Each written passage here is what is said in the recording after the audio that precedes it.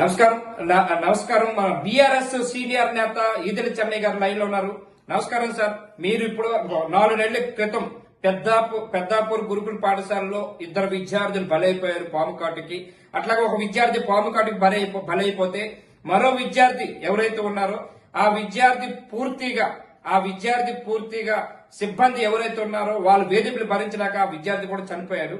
సరే, ఇది ఒక్కంతా ఒక ఎత్తు అయితే 4 నెలలు గడవక ముందు గురుకుల పాఠశాలలో ఎందుకింత నిర్లక్ష్యం వహిస్తున్నారు? ఎలకలతోటి కిచెన్ రూమ్ లో అక్కడ వంటలు చేస్తున్నారు. దీనిపైన మీ స్పందన ఏంటి సార్? ఏమైనా ఒక సామాన్యుడు గెలవడానికి మీరు ఇంత అడ్డంకులు పెడితే అసలు మంత్రులు ఏం చేస్తున్నారు, ముఖ్యమంత్రి ఏం చేస్తున్నారు నేను అడిగాను.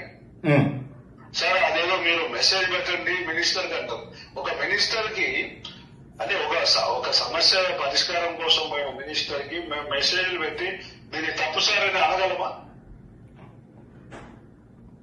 ఇదే వ్యవస్థ. ఎవరు కంప్లైంట్ చేసినప్పుడు పిల్లలు నేను చూశాను వీడియోలో, ఏతలు వస్తున్నాయి, పాములు వస్తున్నాయి, అసలు ఎక్కడో అసలు అద్దె బొమ్మల్లో నిర్వహిస్తున్నారు హాస్టల్స్. నేను బీఆర్ఎస్ ప్రభుత్వంలో కూడా చూశాను. ఎవరికో లక్షల రూపాయలు నేను ఎవరో తాళం వేసుకున్నారు నవంబర్లో గవర్నమెంట్ ఆఫీస్ కి.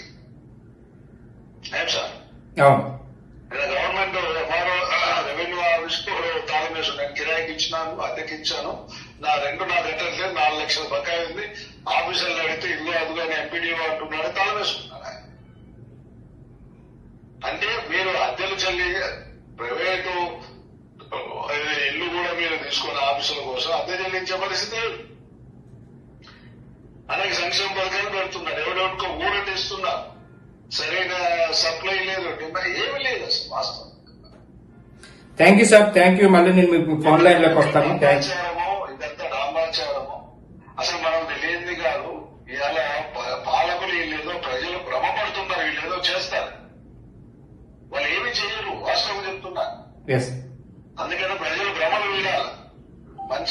మంచి అసలు వీళ్ళంతా ఏదో చేస్తారని ఏదో పొగుడుతున్నారు. కొన్ని సంఘాలను కొన్ని వర్గాలను వెంట పెట్టుకొని అలా చేస్తున్నారు, కానీ వాళ్ళు ఏదో అధికారం కోసం పదవుల కోసం చేస్తున్నారు, కానీ చిత్తశుద్ధితో ఎవరు చేయట్లేదు. దేశంలో పాలన చిత్తశుద్ధితో జరగట్లేదు. సరే, థ్యాంక్ యూ చెన్నై గారు. నేను మళ్ళీ మీకు లైన్ లోకి వస్తాను. Thank you very much phone line లోకి వచ్చినందుకు.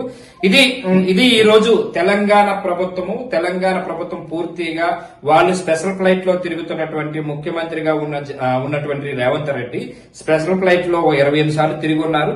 దీంతో పాటు మంత్రులు విదేశ పర్యటనకు వెళ్తున్నారు. దాని మీద పెట్టిన ఖర్చు కనీసం 5 పైసలైనా ఈ గురుకుల పాఠశాల పెట్టుండంటే ఈ రోజు అనురీత్ లాంటి విద్యార్థులు చనిపోరు కదా. దీనిపైన రాజకీయ విశ్లేషకులు ఒక పక్క బీఆర్ఎస్ నేతలు కూడా చెబుతూ ఉన్నారు.